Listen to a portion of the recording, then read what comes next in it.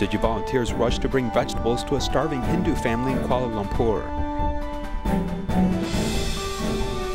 An elderly grandmother works and raises 3 grandchildren and an adopted child. I'm Sean Scanlon. This is DAI Headlines. Let's get started. In Kuala Lumpur, Malaysia, a Hindu couple have 7 children that they struggle to feed. Due to the impact of COVID-19, the father in the family has struggled to earn an income, leaving them with little way to support the family. Recently, they were given the chance to apply for Tzu Chi's relief assistance. After being accepted, volunteers immediately brought fresh vegetables to the family to eat.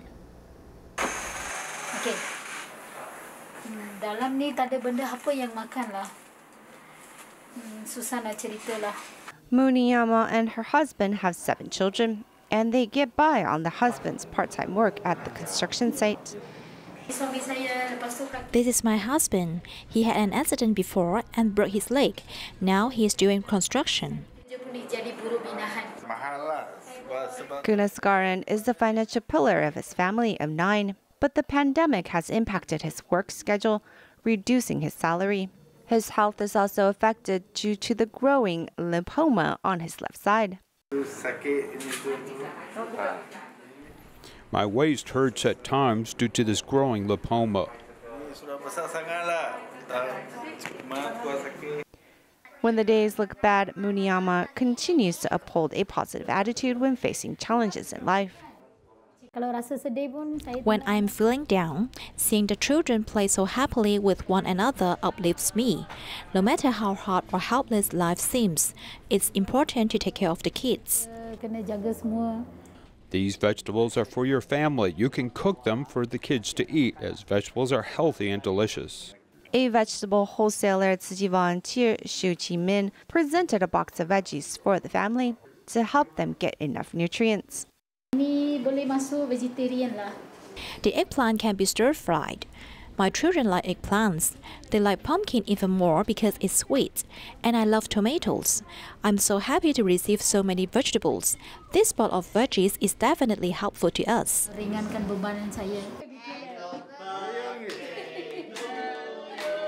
The volunteers knew Muniyama's birthday was near and brought a cake to celebrate together. Thank you, Tzu Chi, for the veggies and cake. I haven't felt this happy in a long time.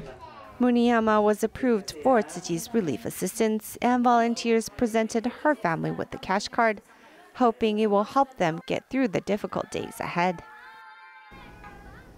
The Indonesian government recently eased coronavirus epidemic restrictions. This has allowed many residents to venture outdoors. Some residents are now even allowed to enjoy outdoor exercise. In Jakarta, many are even flocking to outdoor parks. Here's more. This park in Jakarta is one of people's favorite parks. It has recently reopened to the public, but many pandemic prevention measures are implemented. Every day, the total number of people allowed into the park is limited to 200. People who enter the park must leave their personal and contact information. They are required to wear masks at all times and cannot be too close to other people. In addition, every person can only stay at the park at most for an hour. Currently, the seating area is still closed, so people cannot sit here. The sculpture garden and children's play area is not open. If people want to take photos while they walk, they must follow the direction.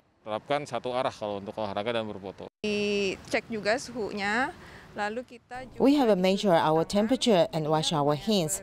It is quite clean. There are not that many people here, so it is quite safe. Aman lah buat kita di masa new normal ini buat jalan-jalan ke sini. Jakarta Park Management Bureau has dispatched 20 people to work on shifts in the park. This way, residents can exercise outdoors under safe circumstances. Having stayed home for nearly 6 months, many people are eager to travel. The government reminds the public that outdoor sceneries are the safest places. In Kara Regency of North Sumatra, people have come to an agricultural recreation. Tourists are required to wear masks, measure temperatures, and wash their hands. Every tourist must follow the farm's regulations. They should bring hand sanitizers. They don't need to line up outside. To ensure their safety, they should keep a distance from other people. One should not go out if he is sick. This is a way to help himself and other people. Karena itu kita akan betul-betul enforce. After the new lifestyle is implemented, my family and I dare to go out. During the movement restriction period, we stay home. The government reminds the public that everyone must make sure they're healthy before going out. This is a way to protect oneself as well as the public. In the Philippines, due to the pandemic, schools have required students to learn online. At the moment, public schools are not scheduled to open until October. As staff prepare for online learning, they face many challenges. Let's take a look. Xavier School has opened for more than a month, but the campus is still empty. It is because students are now learning at home. When we came back to work in early May, that was the focus of our work. The curriculum had to be reworked, especially in the primary school. In fact, we don't have individual subject areas. We have a literacy block and a numeracy block. That was a major overhaul. Internet-based learning has advantages as well as shortcomings. Sometimes there's internet connection, sometimes disconnect in Zoom, and since it's a rainy season, it's kind of we have poor connection. They are able to do advanced research while doing class online, and compared to face-to-face interaction, they could interact with the teachers. They are able to do the extra mile also. Different from private schools, public schools open in October. As the school teachers prepare materials for online learning, they face many challenges. Most of them chose the modular printed modality because the lack of gadgets and Wi-Fi connection. Not all teachers are computer literate, especially teachers who are more senior in age. However, teachers are on the process of learning and improving our ICT skills. The pandemic has changed the ecosystem of education. School staff now are discovering ways to safeguard the health of students while ensuring they learn properly. In Sierra Leone, Tzu Chi worked with Caritas International to host important food distributions to impoverished people. A total of 4,460 kilograms of multigrain powder were distributed in August. The buckets which hold the grains can even be turned into hand-washing stations to prevent the spread of COVID-19. Here's more. Aid from Taiwan continues to spread around the globe. The latest stop is Sierra Leone. And this time, it's not only just supplies of nutritional multigrain powder, but the container the grains are housed in can be used to hold water and be turned into a washing station. Done in Taiwan beautifully, so you can see 7 steps of hand washing, how to stop the spread of COVID. Okay? Yeah. And then they put a beautiful Sierra Leone flag, right? As it's raining season in the country, this food assistance has arrived just in time. The multigrain powder is here just in time because it's the raining season, and now the kids can eat that in bread. We only had bread for them before. And appreciate the weight of the bread. We are so excited for this wonderful donation, and even today we are going to eat this food. Besides the orphanage, a home for the disabled is also receiving Tzu Chi's assistance. They are putting the 4 buckets to good use. The idea is one of the vermica buckets will be placed right at the entrance of the camp, and then one at the center for the residents to be using, and then one at any exit point, so that they can be using at this time of the pandemic. They will keep their hands clean. Each of the 30 bags holds 10 kilos of the multigrain powder, which is enough to feed over 400 people. Some recipients remember Tzu Chi from last year and is especially thankful for the assistance again. We are very thankful you have brought more help to us this year. Last year you were here too. Seeing you guys come back this year makes us very happy. More and more fun. I want to tell you plenty thank you. I want to give them all the thanks. I hope God bless you and protects you. Long life and well. Holding up homemade signs of thanks, these recipients can enjoy some food while also helping to stop the spread of COVID. thanks to Tzu Chi's assistance.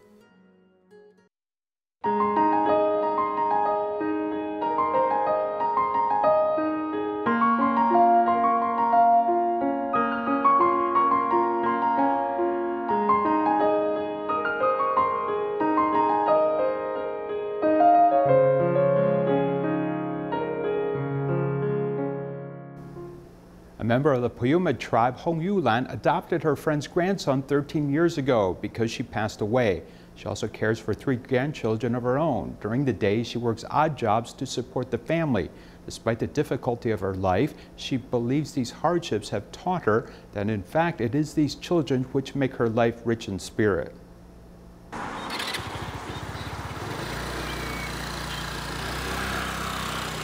早上他要采茶都要6点就出发了，做到下午5点啊。65-year-old Hong Yulan earns a living by doing odd jobs. 很喘，有一点气喘了。While she is no longer young, she still has to bend over and squat for a long time when working, as her family depends upon the money she earns. After getting married, having children, and divorcing, they say it is not convenient to work with children. She has to do temporary work. Otherwise, how else can she pay the electricity and water bills? Her children who work elsewhere rarely send her money. In this 30-year-old sheet metal house lives a family where the grandmother has to raise 4 grandchildren who rely upon her for food when she gets off work.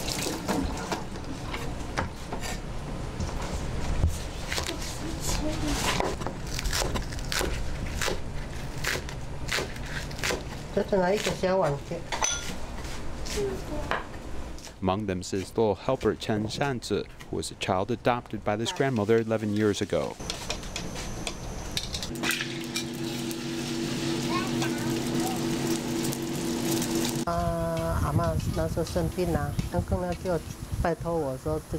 His grandmother was sick and asked me to care for this child. She couldn't say it with words, but I told her not to worry, that I would take care of this child. The promises made to her friend led this grandma to make a pledge, no matter how hard it was.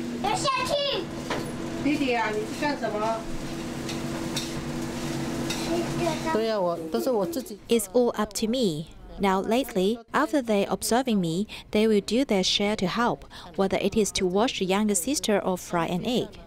After Shanzi's biological mother was released from prison, she was sent to the orphanage school, but grandma was quite sad. I couldn't sleep and kept thinking about him, so I wanted to bring him back. I thought that it's okay to have one more kid. I just treat him as my own grandson.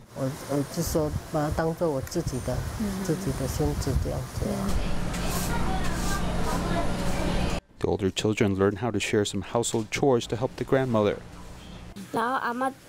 Grandma is busy cooking and also giving a little girl a bath, so I thought that I should help out with the housework.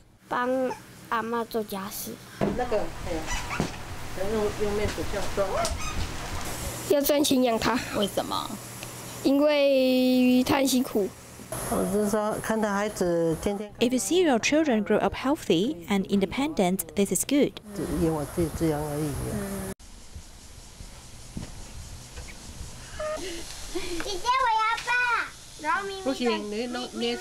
Grandma's desires are very small. She gives her children love and is rich in spirit despite hardships, as she has a very caring heart.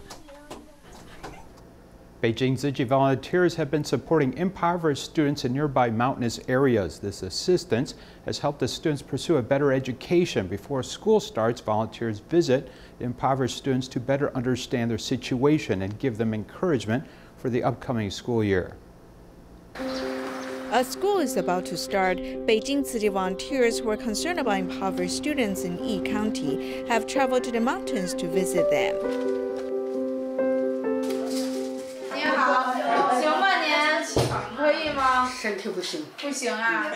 Grandma Yang, who's undergoing chemotherapy, greets the volunteers. Her son has gone out to work, and her daughter-in-law has left the family 4 years ago, leaving Yang Zixuan behind. Since Grandma Yang's medical fees are high, the family has gotten into debts. It's fine. Don't cry, Grandpa. It's all right. Everything will pass. Things will get better. The difficulties are temporary. As the family faces financial difficulties, Yang Zixuan thought about quitting school. The family's difficulties are temporary. You are the hope of the family. You must go to school. It is difficult to make money in Yi County. In addition, the pandemic has impacted many families. Cai Haiqing's father is hospitalized due to cancer. The family was not able to sell their harvest for the past year. How much can this sell for? How much does your family make from selling this every year? Less than $1,300. So this year, $1,300 is gone. This year, no one is collecting the harvest. Because in December, during the selling season, the pandemic broke out. City volunteers have been visiting the students for years. Besides helping impoverished students pursue an education, they also hope to provide a solid shoulder for students to rely on. We do not only provide spiritual support, we also want them to know there is a broad world outside the mountains and villages. We give them confidence and courage, so they will continue to study hard. Some of the students Tzu Chi has helped have gone to college. Some of them have started working. They will always remember Tzu Chi.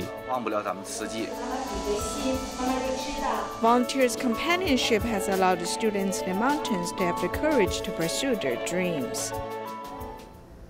In the aftermath of a tornado disaster in 2016, Tzu Chi Foundation built a Da'ai village in Kongdang, China. Since then, Tzu Chi volunteers have been going to the village to promote environmental protection. This summer, volunteers held a summer camp for local children, hoping to pass on the spirit of Confucianism. Let's take a look. In the aftermath of 2016 tornado disaster, Tzu Chi has built Kongdang Da'ai village for the descendants of Confucius. However, the new generation seems to know little about Confucius.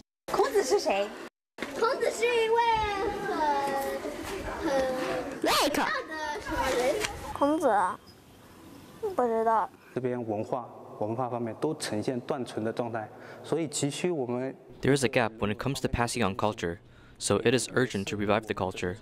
This is the main goal of the summer camp. We hope that humanitarian culture will be passed on in Kongdang village. To pass on the outstanding spirit of Confucianism, local volunteers have worked with Tzu Chi to hold a 3-day humanitarian summer camp. They hope to pass on the spirit of frugality and diligence. Filial piety, hard work, endurance, and propriety are the 4 precious gifts we want to give to the summer camp participants. Through our daily habits, since as the Tzu Chi sisters' demonstration of proper way to eat, we hope the children will learn about propriety. The volunteers have incorporated exploration of the nature and environmental concepts into the courses. They hope the children will learn to cherish the environment. The children might not understand it since they did not participate. I think it is good for them to learn about Confucius' worshipping ceremony. The volunteers have planted seeds of kindness in these young minds, hoping that after they grow up, they'll pass on the spirit of Confucianism. Tzu Chi volunteers based at Harbin City, China promote eco-friendliness by using catchy phrases and slogans to allow residents to have a better understanding of different recycling categories. They have also encouraged children in the community to team up, helping recycling develop deeper roots in the community.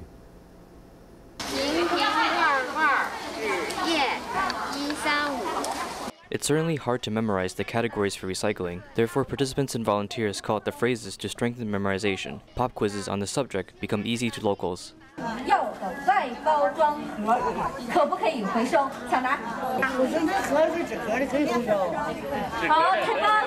Tzu Chi volunteers in Harbin walked into local communities, bringing the idea of loving Earth to people.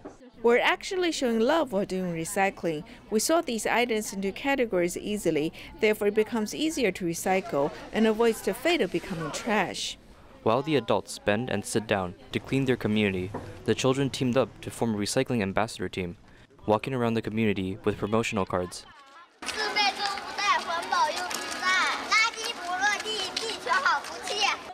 I have also told my children, every one of us has to remember the slogans. When they came back and I talked to them, the children actually memorized the words from the promotional cards and told me how to do so when we get home. Through the activity, I discovered I only knew the tip of the iceberg. This is not enough. There's more detail to learn about recycling. Next time when I have the chance, I'll bring my children here again.